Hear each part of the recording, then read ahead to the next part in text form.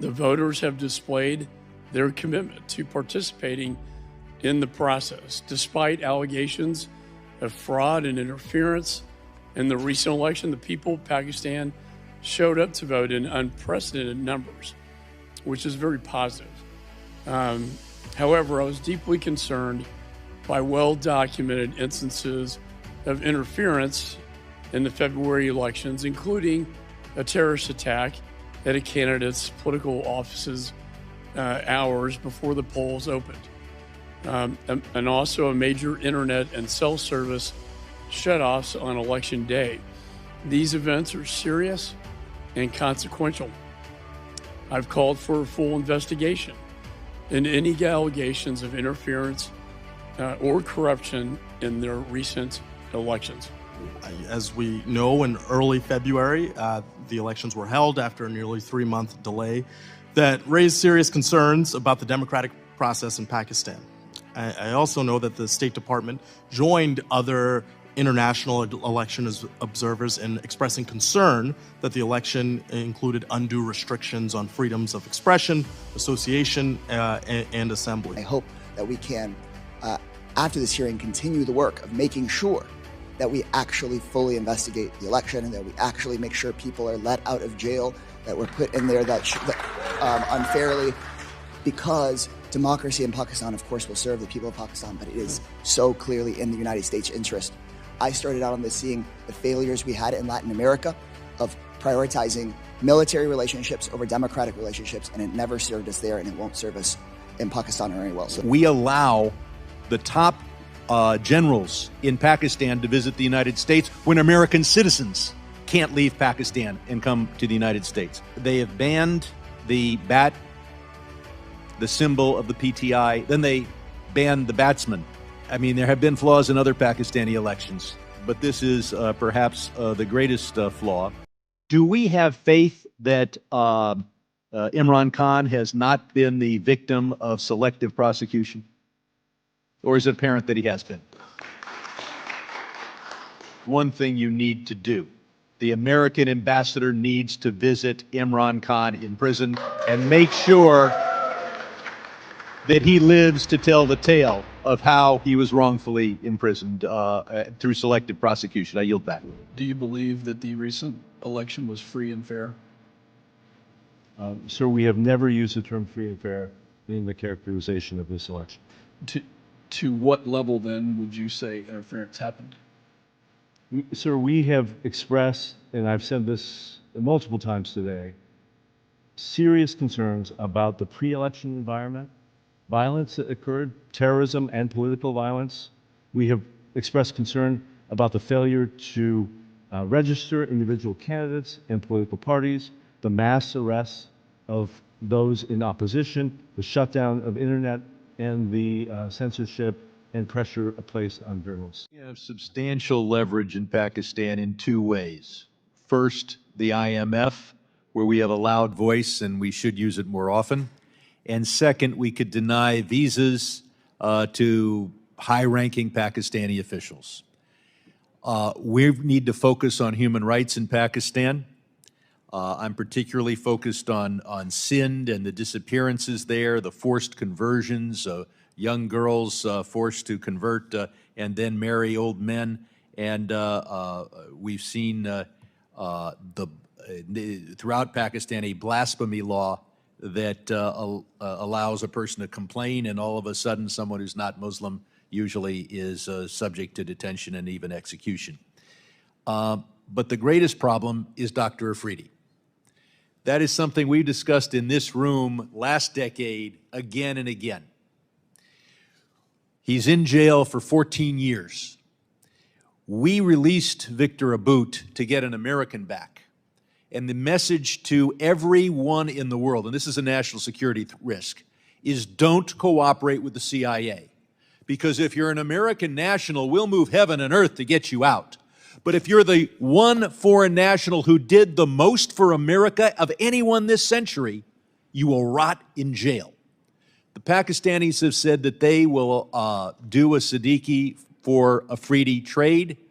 Ms. Siddiqui didn't kill any Americans, tried to, ought to be in jail, is now perhaps incapacitated anyway. Will we trade Siddiqui for Afridi? And if not, will we ban from entry into this country those who are holding her hostage, Dr. Afridi hostage? Or do we just turn our back on any foreign national? The man who is responsible for getting bin Laden is in a Pakistani jail.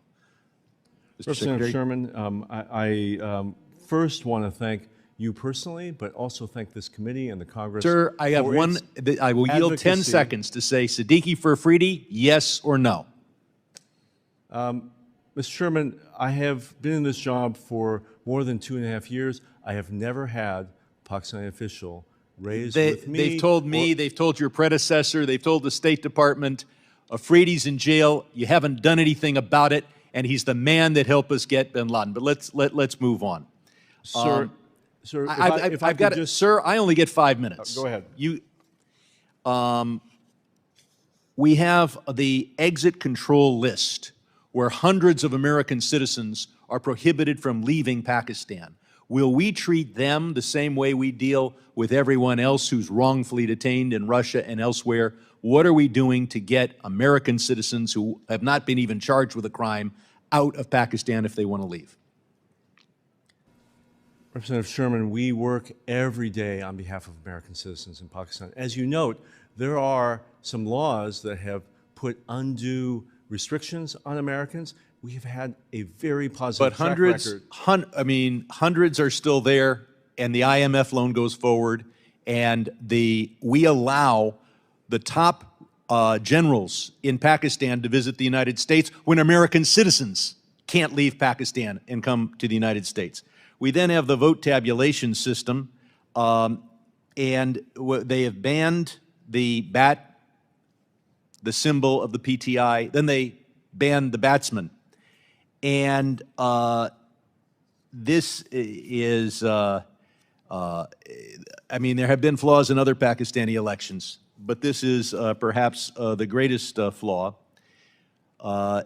And we're told, and the Pakistani ambassadors told me, well, this is just the ordinary working of the Pakistani judicial system. That's the same judicial system that has Dr. Afridi in jail for 14 years for getting bin Laden. Do we have faith that Imran Khan has not been the victim of selective prosecution? Or is it apparent that he has been?